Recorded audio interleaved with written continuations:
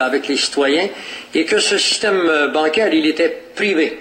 Et étant privé, il est définitivement hors la loi, il est anticonstitutionnel selon l'article 91, qui nous dit bien, n'est-ce pas, que le gouvernement du Canada avait à ce moment-là le droit de prélever des deniers citoyens, mais il y avait le droit également de créer l'argent sur l'intérêt et de faire le cours monétaire et le monnayage, les banques, l'incorporation des banques, et ceci appartenait au Canada, à Ottawa, si vous voulez. Mais l'article 91, la clause 29, nous dit bien les catégories de sujets expressément acceptées dans l'énumération des catégories de sujets exclusivement assignées par la présente loi aux législatures des provinces, et aucune des matières dans les catégories de sujets énumérées dans le présent article ne sera réputée tomber dans la catégorie des matières d'une nature locale, qui veut dire provinciale, ou privée.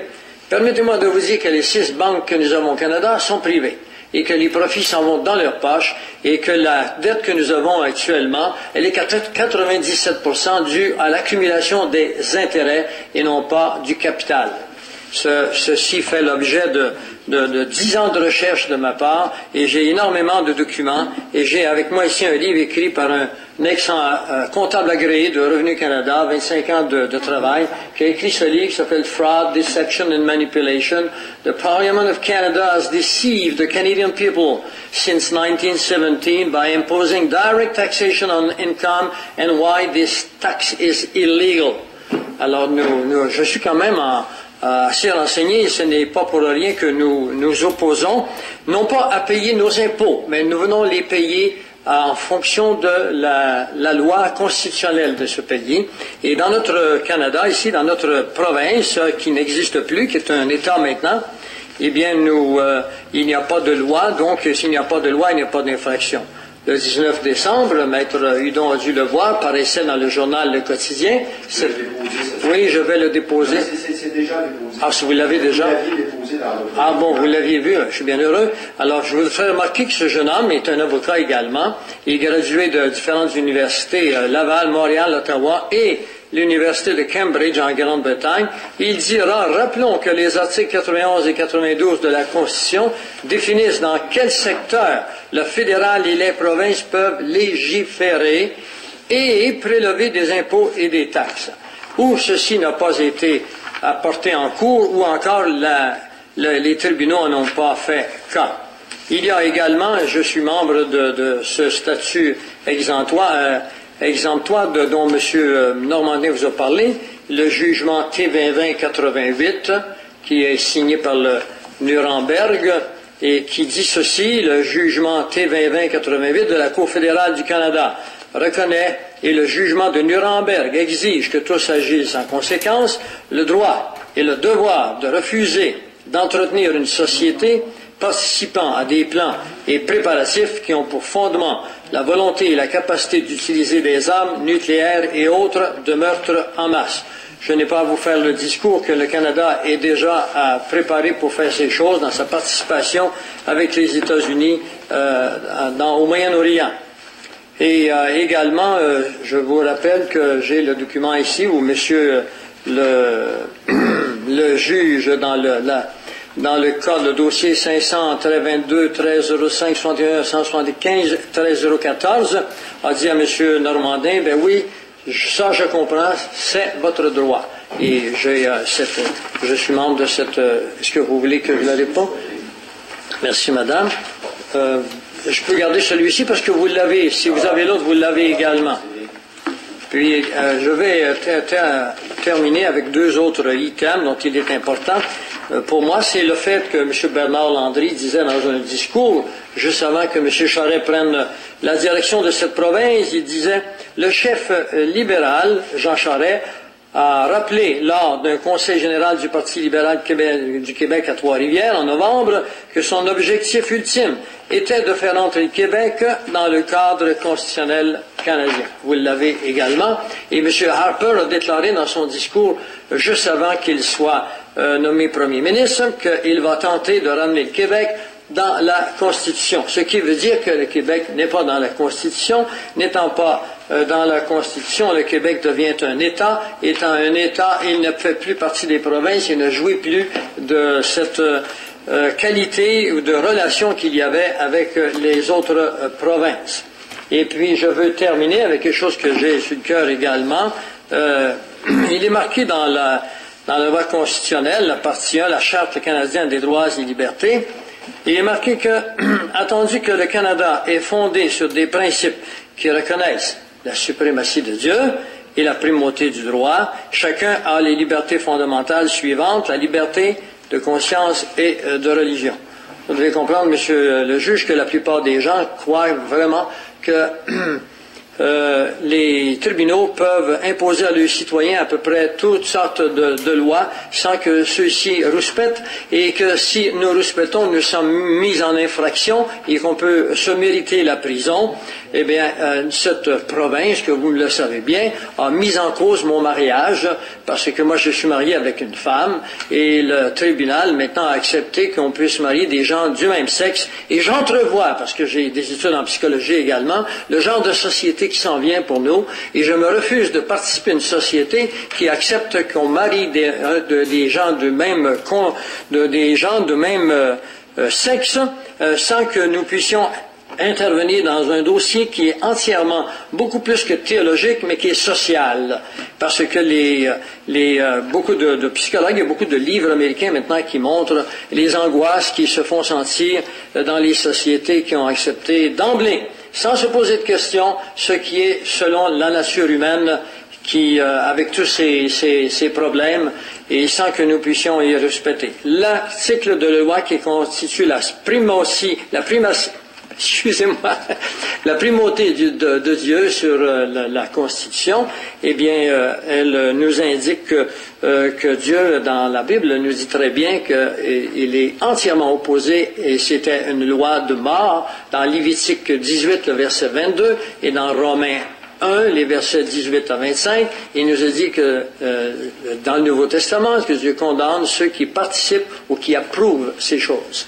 C'est important pour moi de vous le dire. Peut-être pas pour vous, mais vous compreniez que vous avez en face de vous, non pas une personne juridique, vous avez en face de vous un être humain qui défend ce dans quoi il croit. Alors, ceci étant dit, monsieur le juge, je vous remets maintenant cette décision, sachant que vous avez entendu les pour et les contre, mais vous avez compris également que s'il n'y a pas de loi, il n'y a pas d'infraction, et nous avons fait la démonstration qu'il n'y a pas de loi au Québec, et je ne peux accepter, n'est-ce pas, sans recours à l'appel si nécessaire, après votre jugement, et de continuer jusqu'à aller jusqu'au bout de ce que le système juridique nous le permettra. Seconde, monsieur le juge, j'ai oublié de vous porter votre attention tout à l'heure dans le jugement du juge. Non, dans le jugement du juge Bellavance, dans le dossier 86-04-41, paragraphe 11. C'est juste ce que j'ai oublié de vous dire tout à l'heure. Merci, M. le juge. Merci, M. le juge. Alors, je suis à Alma lundi.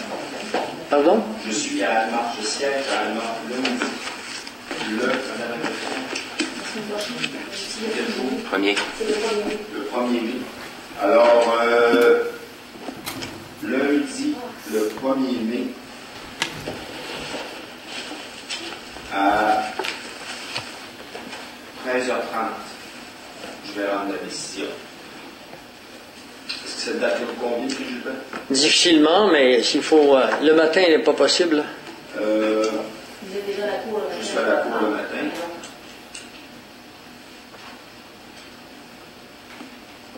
Quel est votre empêchement, M. Gilbert? Je travaille à temps partiel encore. Il faut que je gagne ma vie encore. Puis lundi, vous seriez disponible lundi Matin, oui. Tout l'avant-midi? Oui, tout l'avant-midi, oui.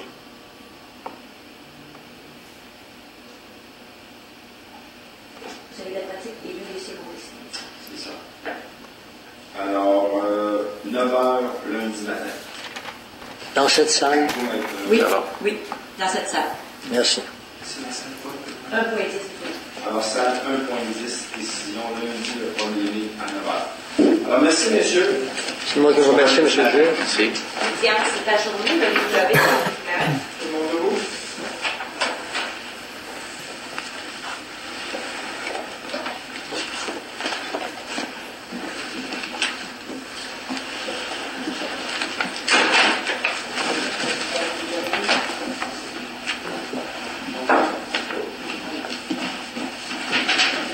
Donc, l'audition de la Cour vient de se terminer et le gouvernement fédéral, l'Agence du revenu du Canada, peut quand même continuer à s'ingérer à l'intérieur des affaires fiscales du Québec.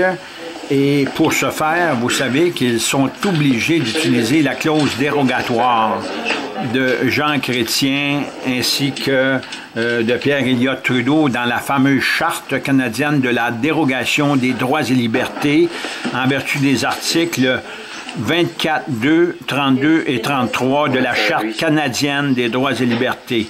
Donc, le gouvernement fédéral, pour venir ramasser des taxes et des impôts ici, est obligé d'utiliser la clause dérogatoire qui a été adoptée par deux avocats du barreau du Québec, Pierre-Éliott Trudeau et Jean Chrétien, en 1982, afin de pouvoir permettre au gouvernement fédéral de tout simplement ramasser l'argent qu'il faut ici au Québec.